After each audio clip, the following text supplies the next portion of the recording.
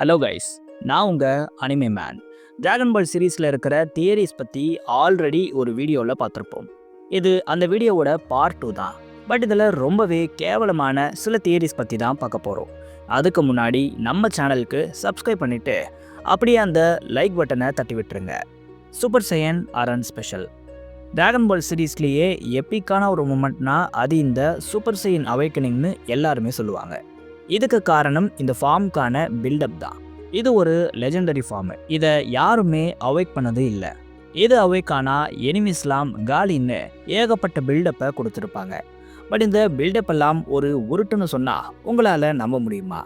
ஆமாம், இதுதான் இந்த தியரி.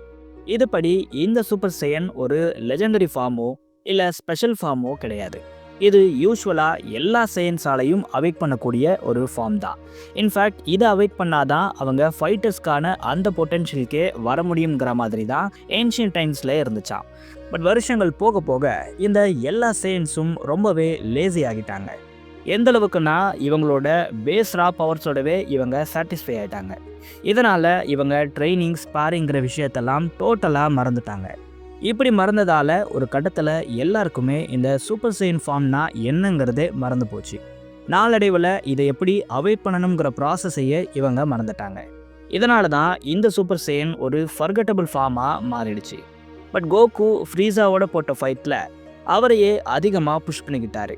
அவரோட லிமிட்ஸை தொடர்ந்து சர்பாஸ் பண்ணிக்கிட்டே இருந்ததால் அவரால் இந்த ஃபார்மை அவேக் பண்ண முடிஞ்சதுன்னு சொல்கிறாங்க.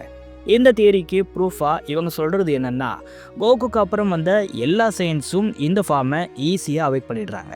இதுக்கு ரீசன் கோகு இப்படி ஒரு ட்ரெண்டை செட் பண்ணது தான். இதை நோக்கி எல்லாரும் போனதால தான் எல்லாராலையும் இந்த ஃபார்மை அவேக் பண்ண முடிஞ்சுதுன்னு சொல்கிறாங்க. பட் டோரியாமா சொல்கிறது என்னென்னா, பொதுவாக ஒரு சயின்ஸ் கிட்ட எமோஷன்ஸுங்கிறது அதிகமாகவே இருக்கும். இந்த எமோஷன்ஸ் தான் ஒரு ஃபார்மை அன்லாக் பண்ணுறதுக்கான ஃபியூவலாக இருக்குது.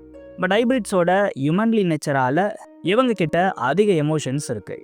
இந்த எமோஷன்ஸ் தான் எஸ்எல்னு சொல்லப்படுது. இந்த எஸ்எல் அதிகமாக இருக்கிற எந்த சையனாக இருந்தாலும் இந்த ஃபார்மை அவேக் பண்ண முடியும்.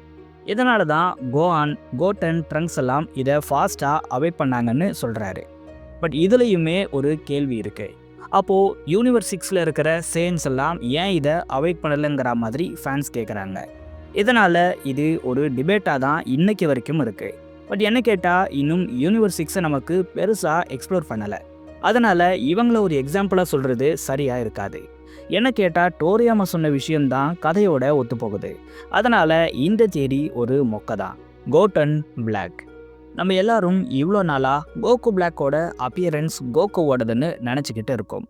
பட் இது உண்மையாகவே கோட்டனோடதுன்னு சொன்னால் உங்களால் நம்ப முடியுமா? இந்த தியரியில் அதை தான் சொல்கிறாங்க. இந்த தியரி தான் எனக்கு ரொம்பவே பிடிச்ச ஒரு தியரியாக இருக்குது. இப்படி உண்மையாகவே நடந்துருந்துச்சுன்னா பலவிதமான ஸ்டோரி லைன் டிராகன் பாலில் வந்திருக்கும். முக்கியமாக கோட்டன் கேரக்டருக்கு பெரிய டெவலப்மெண்ட்டாக இது இருந்திருக்கும். ஏன்னா இப்போ கரண்ட்டில் இவர் அப்படியே கோகுவோட கேரக்டரை தான் ப்ரொஜெக்ட் பண்ணுறாரு. இவருக்கும் கோகுக்கும் எந்த விதமான வித்தியாசமும் இல்லாத மாதிரி தான் இப்போது போயிட்டுருக்கு. ஒருவேளை இது நடந்திருந்தால் செம்மையாக தான் இருக்கும். பட் இந்த ஒரு தியரியில் ஒரு மிகப்பெரிய ஓட்டையே இருக்குது. ஆமாம், ஃபியூச்சர் ட்ரங்க்ஸ் டைம்லைனில் கோகு ஆல்ரெடி இறந்துட்டார். கோகுவே இறந்துட்டா அப்புறம் எப்படி சீச்சி கன்சீவ் ஆவாங்க? அப்புறம் எப்படி கோகு பிறப்பாரு? பட் இந்த தியரியை எழுதினவர் சொல்கிறது என்னென்னா, கோட்டனை ஜாமசு இந்த டைம்லைன்லேருந்து எடுக்காமல் வேற ஒரு ஆல்டர்னேட் டைம்லைன்லேருந்து அடைஞ்சிருக்கலாம். அப்படி இவர் பண்ணுறது மூலமாக கோகு பாடியை விட அதிக பொட்டென்ஷியலும் பவர்ஸும் இருக்கக்கூடிய கோட்டன் பாடி இவருக்கு கிடைக்குது. இதனால தான் இவர் கோகு வெஜிடாவை விட பவர்ஃபுல்லாக இருக்காருங்கிற மாதிரி சொல்கிறாரு. கோகுக்கும் கோட்டனுக்கும் பெருசாக எந்த டிஃப்ரென்ஸும் இல்லை ஹேர் ஸ்டைலை தவிர.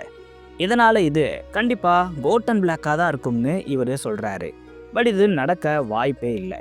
ஏன்னா டைம் லைன் யூனிவர்ஸ் பற்றியெல்லாம் நமக்கு டீட்டெயில்டாக ஆல்ரெடி எக்ஸ்ப்ளனேஷன் கொடுக்கப்பட்டிருக்கு. இப்படி சம்மந்தமே இல்லாத ஒரு டைம்லைனை கதைக்குள்ளே கொண்டு வர வாய்ப்பில்லை.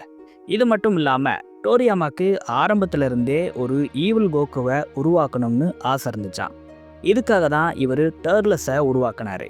பட் இது ஃபேன்ஸ் கிட்ட ஒரு ஃபெயிலியரை அடைஞ்சதுனால இதை விட பெஸ்ட்டான ஒரு ஈவில் கோகுவை டோரியாமா உருவாக்க நினச்சி கிரியேட் பண்ணப்பட்டவர் தான் பிளாக் கோகு. இதை வச்சு பார்க்கும்பொழுது கோட்டன் பிளாக் ஒரு மோசமான தியரியாக இருக்குது. Bulma wish.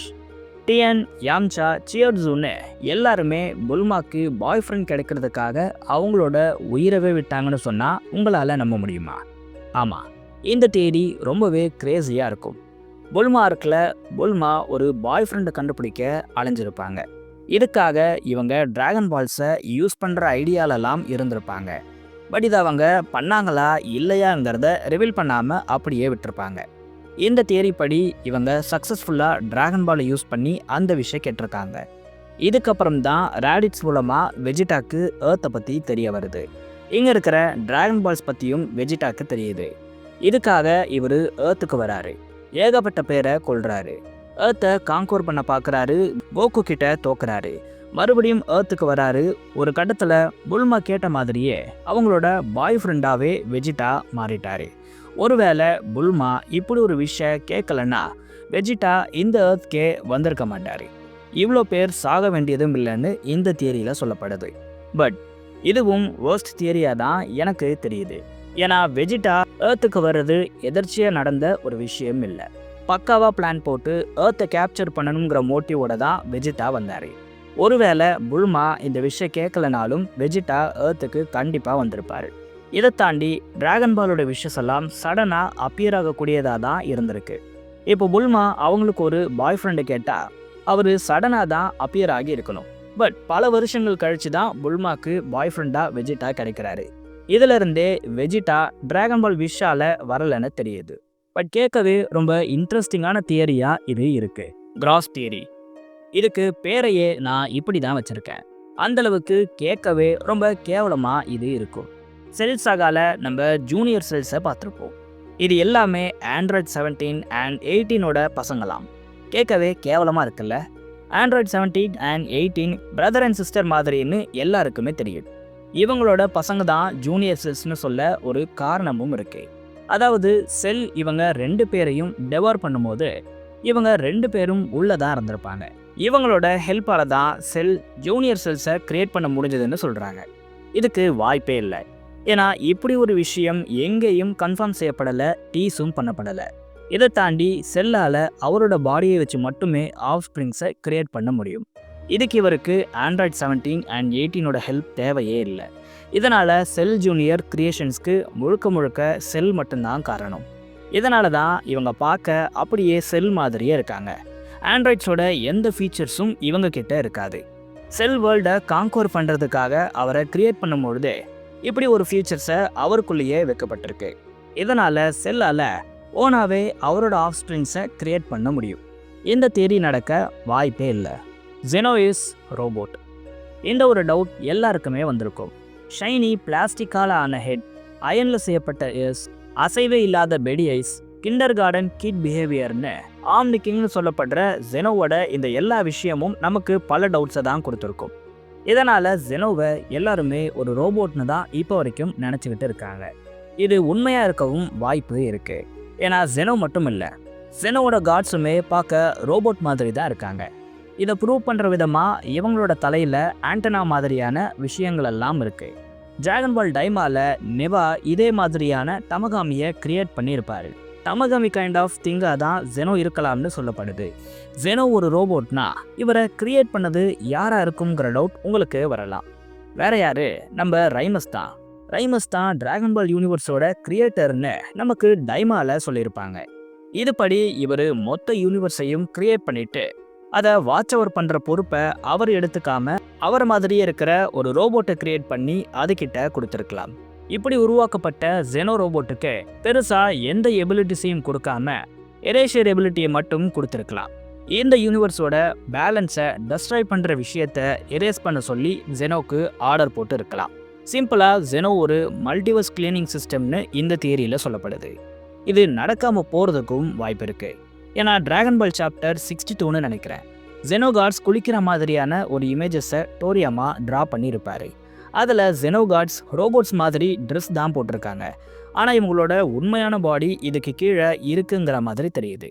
இது மூலமாக ஜெனோ காட்ஸ் ஒரு ரோபோட்டுங்கிற தியரியை டோரியாமா அப்போவே பிரேக் பண்ணிட்டாரு. இதே மாதிரி ஜெனோவும் ஒரு ரோபோட்டாக இல்லாமல் போகிறதுக்கான வாய்ப்பும் இருக்குது. என்ன நடக்க போகுதுன்னு பொறுத்திருந்து தான் பார்க்கணும். நீங்கள் என்ன நினைக்கிறீங்க? இந்த தியரிஸில் எது ரொம்பவே ஒஸ்ட்? அப்புறம் உங்களோட இன்ட்ரெஸ்டிங்கான தியரிஸ்னு எல்லாத்தையும் கமெண்ட்ஸில் சொல்லுங்கள். அதை வச்சு நம்ம அடுத்த வீடியோவில் டிஸ்கஸ் பண்ணுவோம். நான் உங்களை வேறு வீடியோவில் சந்திக்கிறேன்.